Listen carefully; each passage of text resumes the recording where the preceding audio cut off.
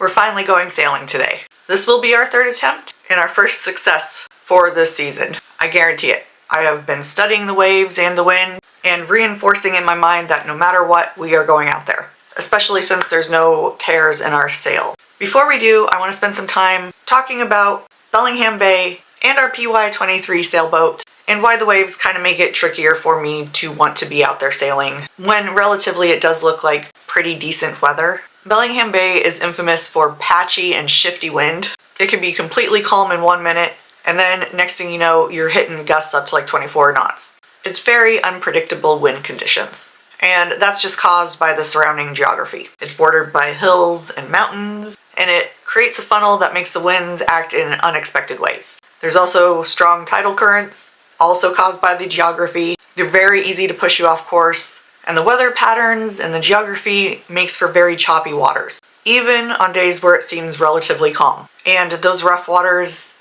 can be unsafe for smaller vessels, like our PY23. It's 23 trailer sailor.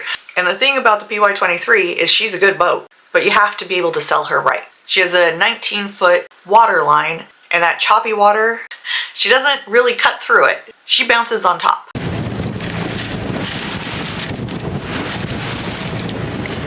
And if you're getting shifting wind patterns, choppy waves, the best way to get through that is through power. But because it's a lighter boat with a smaller sail area, with a modest sail area, we find ourselves underpowered in some areas and overpowered in others. It requires constant trimming and adjustments. And Steven and I, we've been sailing for 6 months, like in total. We've been out there on the water at most 6 months. We are not experts in any way, shape, or form. So we're trying to be as safe as possible. One of the ways that we are being safe, our motor, it helps us get the power we need to get out there. If our motor can't handle the waves, it means we probably shouldn't be sailing out in it either, honestly. And that is why we do motor off first. I had someone comment that we should be sailing out, and then that way we wouldn't have to mess with the main. I love suggestions, keep them coming. I looked into it. We do have to motor out there, especially with our skill. So that's why you'll see us motor out there. We're trying to get power, and we would be at the mercy of the wind and the current as soon as we turn the corner around these rocks, which not so great. But then once we're in open water, away from traffic, pillars, shallows, etc., that's when we choose to put up the main, which has been a little tricky because of the bumps. But also last time Steven was like, hey, I'm gonna put up the main, you steer the boat, be the captain of the motor or whatever you want to call it. And because I am a nervous wreck 90% of the time, my mind went and said, okay, what if this happens? What if this happens? What if this happens? And I just could not feel comfortable. So before I was explaining a little bit about, the things we're working with, the challenges we're facing, but now I also need to explain that I've been making excuses for myself. And me imagining all the possibilities when I know all the facts and know that I could have steered the boat while Steven put up the main, that was just an excuse. I do believe in knowing your limits, but I wasn't even bothering to test my limits to see if I knew where they were. But the good news is that Steven and I have come up with a plan for that. Whenever Steven and I recognize that there's something we could have done, we discuss it and we try and come up with a plan, and that is what we have done this time. I need to spend more time on the motor, steering the boat, getting comfortable with the winds, understanding and feeling what the boat can do. I really do enjoy putting up the sails, and that is mainly because I know that Steven is in control of the boat. I get so freaked out thinking that I'm the one in control of it, and that is not going to work for our plan in the future. We plan on crossing seas, living on a boat. He's gonna sleep at some point, and I'm gonna have to steer. So I'm gonna have to get over it, and I'm gonna have to start spending some time understanding how the boat works by experiencing it. So that's the plan for today. There won't be choppy waters at 3 to 5 knots of wind, hopefully. And there shouldn't be a lot of waves. Again, hopefully. There will always be waves in Bellingham Bay. It just is a fact. And they will always come from all directions, which is also what makes the boat so rocky. But this is going to be great for us in the long run. This will be the hardest sailing we've ever done, which will make us better sailors in the future. The PY23 is a great boat if you know what you're doing. She wants to be sailed right. So we're going to keep working on sailing her right and figuring it out. And then maybe a new boat sometime in the future. One that actually has, a rolling furler. That'd be great. In any case, let's go sailing. All right, Steven is going to explain to me why we have our red on port and our green on starboard. Apparently it's supposed to remind us of the rules of the road. So in front there is a red light that is going to 130 degrees visibility on that side of the boat, and there's a green light that is 130 degrees on this side of the boat. All right, if you're approaching a boat, right, and they're coming at you and they see red, they see your red light, then they have to give way to you. Okay. Right? So if they see the green light, then we have to give way to them. Okay? So if a boat's coming at us on this side, if they're coming at us here, they see red, they have to bear away. If they're coming at us from here, they see green and we have to bear away. Okay. Right? So these colors are matching the colors that are up there to let us know what that person is seeing when they come at us. Gotcha. And when they're overtaking us, what side are they supposed to? A starboard side? Whatever one is most convenient. There isn't a requirement. Oh, okay. So any question that I missed when I took the ASA 101 class, it was rules of the road. I feel like the book screwed me a little because it wasn't very coherent. In the chapters where it's like 102, 103, it explains it a little better, but the 101 book, not the greatest at explaining the rules of the road. So I do get a little mixed up on that, but luckily I do have the book and I can study, and there's also online tutorials, and I think there's even like an ebook that I can listen to. So just gonna get that into the rotation. I mean, I did remember my knots fairly quickly, so I just need to brush up a little bit. In any case, we are ready to go out there. I think it's going to be a gorgeous day. I did not dress appropriately. I am a little cold. Layers. Layers when sailing. You ready, Freddie? Let's do this.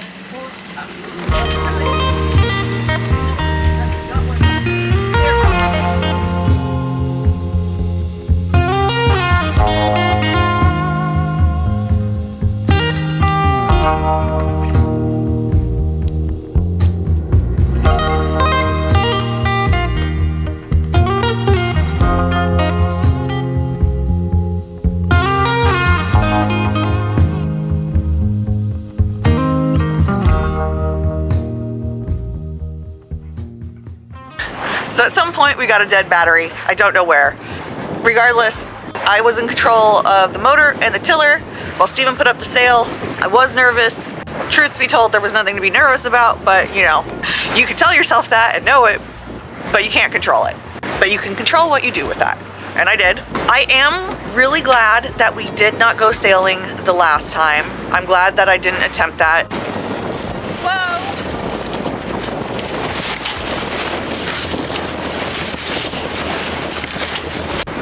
I needed a little bit of time remembering how it feels with the heel and what the waves do with the boat and just the overall feeling of a good sailing day before attempting something so very hard for me at this experience level. So I think it was a good call to not go out that day. In the future, I do want to be out on days like that though. And the best way to get to that point is to do more sailing on days like this.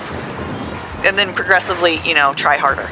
We are currently at 3 knots. I'm about to go and live stream, and then I'll get you some cinematic shots maybe. Yeah. What? How about we tack first? Yeah, we do need to tack. So I guess you guys will get to see us tack first. Alright, so I'm gonna throw it over. We're gonna come across. The jib is gonna backfill. Once it's backfilled and we're on course, then I will let it out and we'll pull it in. Ready? Alright? Alright. Tacking.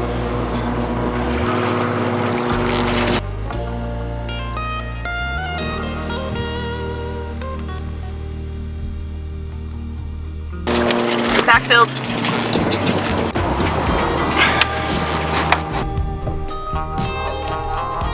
The rudder? No, first. Get the rudder. Take the tiller. I can't.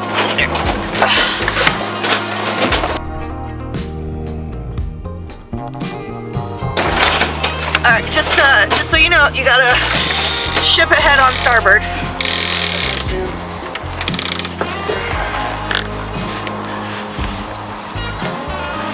Okay, oops, sorry. I gotta scoot up. There we go. Perfect. It was a little rough. It was the first stack in how many months? A lot. A lot of months. So, at least 6. September, October. In any case, Success! Little spider. Boy, did you get on the wrong boat. Say again? Is there a right boat for a spider? The right boat would be the one that didn't go out on the water today. I'm gonna need you to change course again because we're sitting at 1.5 knots. Get us some wind, baby. Look at that luff. Look at that luff. Ooh, fucking spider. Jesus Christ. This is gonna be an issue. You get rid of it.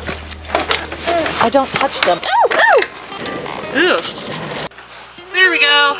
The max speed that we can get up to is what, 5 knots on this boat? She just doesn't go any faster. Whole speed. It's our whole speed. Yeah, there we go. Gotta remember the vocabulary now. All right, let's have a great day out here sailing. I am going to start the live stream. I am going to attempt to see your guys' chats if anyone joins. No one's joined yet, that's fine.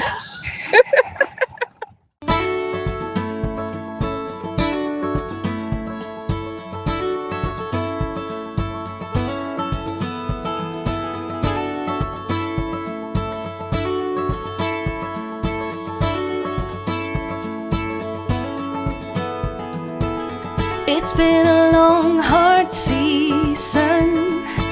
I'm feeling weary to my bones. I guess that's my reason. I've packed my bags and now I'm gone. Somewhere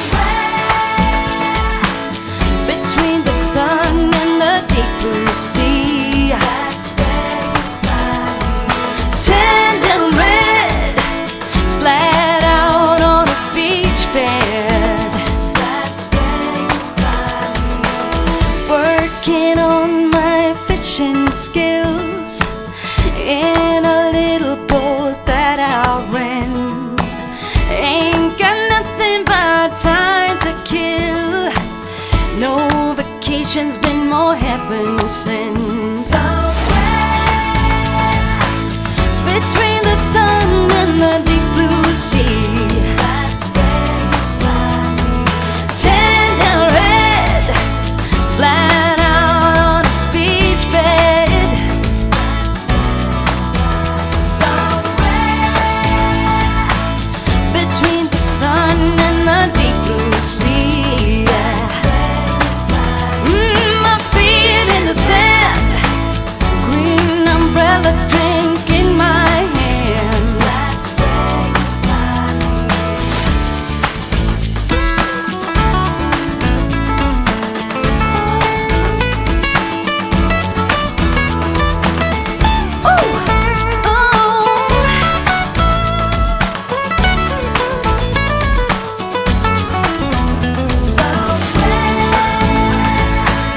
Between the sun and the deep blue sea. That's where you find me. Tender red, flat out on a beach bed. Somewhere between the sun and the deep blue sea. That's where you find me. My feet in the sand, green umbrella drink in my hand. If you must, oh, if you need me, between the sun and the deep blue sea.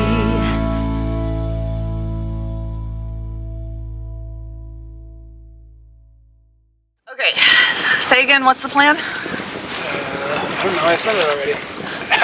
We're going back. We're gonna start heading back. So we're close hauled, going away from our starting point. So we're going ahead and bear away a little bit and go on probably. Fairway means this way. Yep. Okay. And we're going to go ahead and go on probably a broad reach for a little while, and then start going more downwind to get us back to that blue building way over there. Okay. So bearing away means that we're going to fall away from the wind. fall away from the wind. Yep. Okay. So we're going to turn away from the wind because right now the wind's coming from over here, Yep. and so we're going to basically turn down. Okay. All right. Bear away a little bit. We're going to. Here's hoping that we keep wind. Oh, that's a loon. Because I was reading this. this. I know this. Wait, we lost everything. Well, we're going to a little bit. It's just we don't feel it as much because we're not Yeah. hitting the wind the same way. Yep. Beam reach means the wind is directly crossing our boat. Yep. It feels so different though. It feels so different. Yep. You like the beam reach. I kind of do, yeah. No, I actually do like having a little bit of wind in my face when I'm sailing. No. The problem is the waves because we're not a heavy boat. Yep. We sit high up on top of the water. Yep. So the waves hit us and we're bouncing around. But there's a boat out here that's like this big. Look at that guy behind me. Can you guys see him? I don't know if you guys can see him. Little ass boat. He's got bouncy, bouncy, bouncy. The dinghies don't even bounce that much. They would if they were out here. That was an exaggeration. Puts me to shame because like he's just bouncing all over the place and having a grand old time. My ass would be like, no, no, no, no. Also, if you guys are interested in sailing and you're older, don't do dinghy sailing. Just skip that step. Your knees and your back will thank me. First off, you have to put your tiller behind you, so you have to maneuver that. So your hands are busy, and then a wave hits, and just you fall down on your knees. Like, let's go crack, crack, crack. That's when the sail catches. When the sail crosses and catches, and all of a sudden you get a jerk. Yeah. It's not so much waves, because there wasn't really any waves when we were at. It's just that We did dinghy sailing in some of the worst weather possible. it wasn't great. Yeah. Our class in the dinghy sailing, like, the instructors knew it was bad, but they're like, we gotta get you out there. Yep. And then we had to tip the boat over and go in the cold ass water. And then we got a different instructor who didn't know that we all had already done that. So then he made us do it again the next day. And surprisingly, I got sick right afterwards somehow. So okay, so we're gonna jibe here. We're jibing. Yep. Okay. So we gotta get. Gotta bring in the main. Woo! My tiller. Yep. Let her out. We are going downwind. The wind kind of died on us, so right now we'll 2 knots. We're good. It just do feels a- different. Again, yeah. feels like nothing, but you can see the trail. We're not running. Yep, we're not running. And that will put us right at where we need to go. If we stick right here for 2 more hours. Do you think so? Yeah, grab my phone. I'm really bad with spatial awareness here. What you looking at now? I'm looking at wave boating because I can basically plot how far it is from where we are to where that is. Can you Wave boating? Yeah, it's an app. Let's see. The wave boating app. Okay. It's 3.5 miles. 3.5 miles? Yep. From here to the green buoy day marker. Okay, so at 2 knots of wind. We want to Yeah. go down way down there, baby. I'm luffing. I'm trying to catch the wind. There we go. Downwind is always trickier for me to catch. There we go, 2 knots. Okay, so for 2 knots, 3 miles, what does that equal out to be? 2 hours. Which makes sense to some extent because it's how long it took us to get out here. Okay. Well, we had 4 knots at some point. Yeah, but we were 4 knots, but we were tacking. Yeah. So that isn't isn't a straight run, right? It's zigzagging. Do you think we'll get a straight run? Well, we'll turn on the motor if we don't catch wind. but we're also going downwind. Yeah. So it's not so much. We don't have to zigzag, right? We're just gonna to let it take us where we need to go. We're at 2.2 knots. Yep. I mean, we're going to go basically just about however fast the wind is blowing. Okay, your tiller. My tiller. I'm seeing a lot of Bonapartes. I don't understand why they added a apostrophe S. Nothing else got an apostrophe S. Because it's French and he probably found it. Gotcha. It's his goal because he was the first one to name it. Okay, so it's Bonaparte's. Okay. Cool. Absolutely no seals. Nope. That's insanity to me. There's always a seal. It feels so different. I think that's part of the issue is I don't feel like I'm moving. We're moving. Oh no, we are. I know we are. But it doesn't don't feel the wind. Feel because we're moving with the wind. It doesn't feel to me like we're moving. There's a word for that. Remember? There's an actual vocabulary word for feeling the wind and the.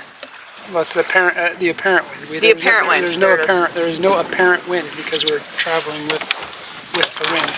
Yeah, but we're up to 2.4 knots, so we got something. No, I know. I mean, we're gaining speed. Yeah. Okay, we went really far today. Oh, there's a finback whale out here too. So there's orca, humpback whale, finback whale, and gray whale.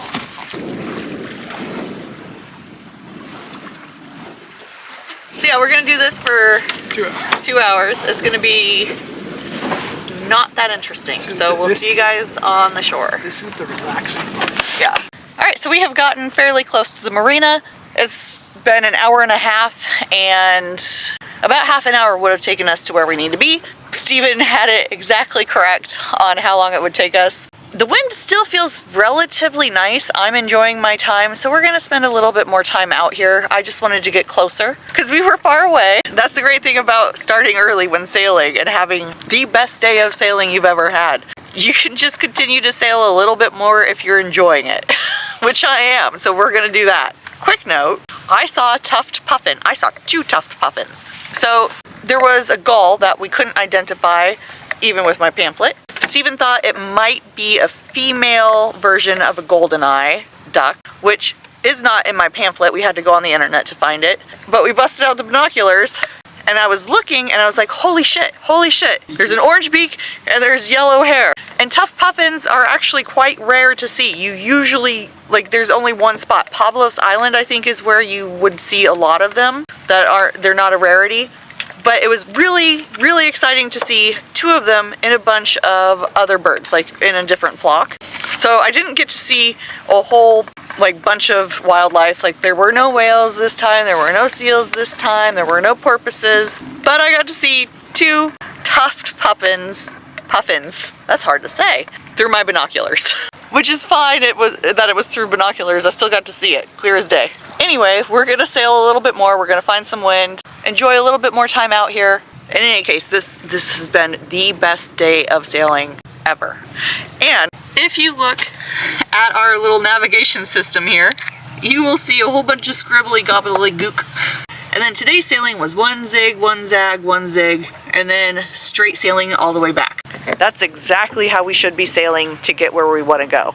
And the winds permitted, so I could not ask for more. And this is your reminder to enjoy the days that are perfect. The light is reflecting perfectly on the ocean. I know I keep saying we're gonna get off the water and the next thing that you guys will see is me at REI or some shit like that.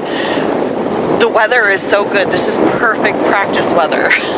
And how good was my tacking just now? Perfect. It was perfect.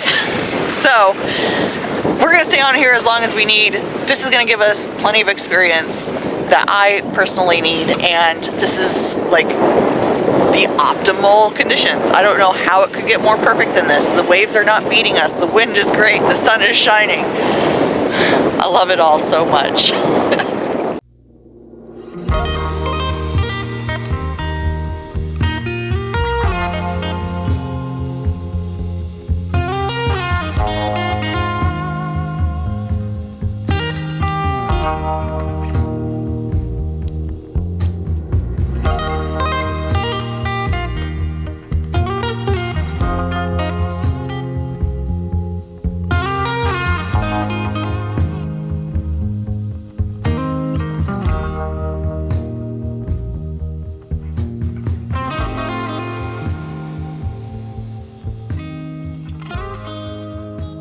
How much are you willing to spend on me? I don't know.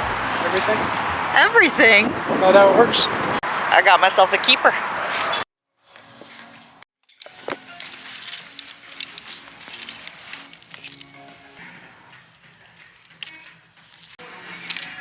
Did you find pants? Yeah. On the trail, weather resistant pants. You want something like this. Find your size and try them on. You want something like, oh my god, I'm only going to get 1 pair of these. You only need 1 pair. I only need 1 pair. I can wear 1 pair for a week. At that price, hell yeah.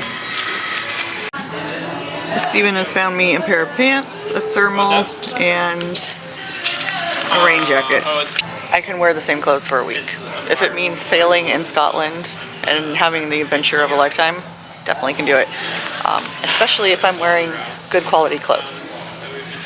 And it's a whole ass outfit, which is perfect. I'm in larges and they're loose. I may be in a plateau, but my body is definitely changing, becoming more toned. Not to say that I don't have some fat loss to go, but we're getting there. We definitely need to get your medium. I know women's pant sizing is a little finicky, but I definitely was an extra large in pants. So, women's medium raincoat, $44. Fit like a glove. This is a thermal large in women's. Fits like a glove. Alright, y'all.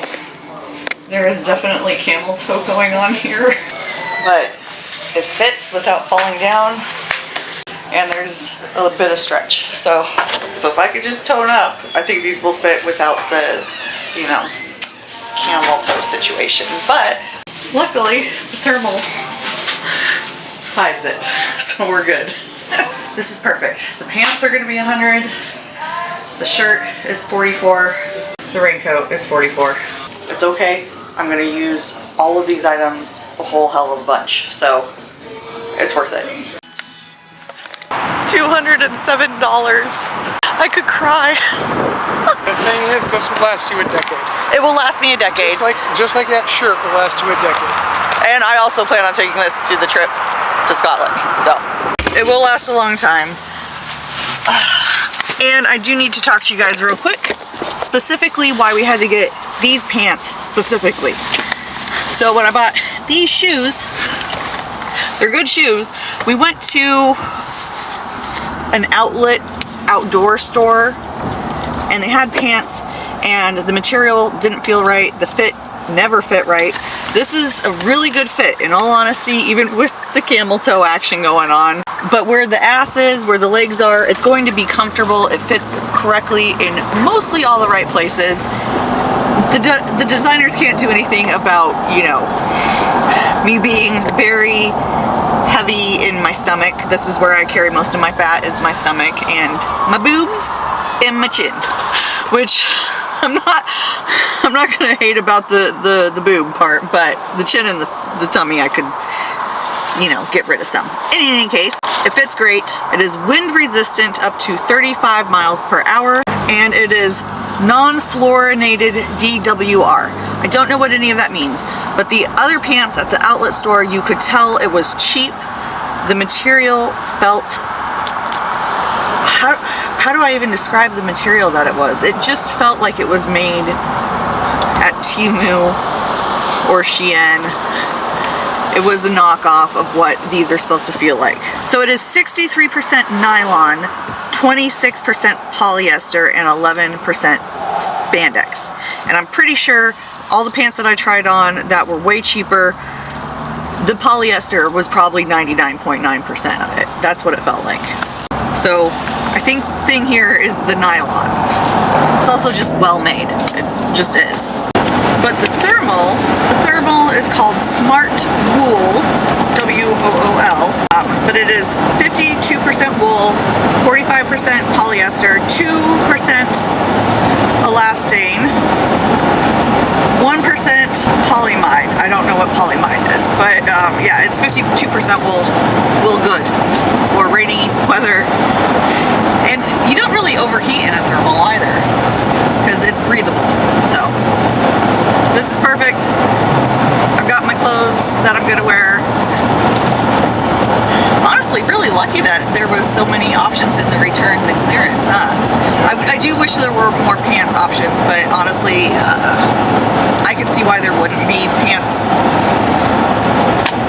If pants are on sale and in clearance, they're gonna go fast. They really are. There were not that many options as far as like joggers, shorts, biker shorts, all that. Today was perfect. I found exactly what I needed, and I got some of them on clearance, and the sailing was perfect, and we got 4.5 hours of that, and I got a lot of practice in, and I'm feeling really confident in knowing what I'm supposed to do, at least when winds are good. Like, they were powerful, but we weren't getting beat up by the waves. The currents weren't fighting us like they normally do. So I'm feeling really great. I hope you guys had a great day too. We're driving right next to a truck that keeps getting hit by wind, and I don't like it, so I'm gonna log off now, and I'd say I will see you guys soon. Bye!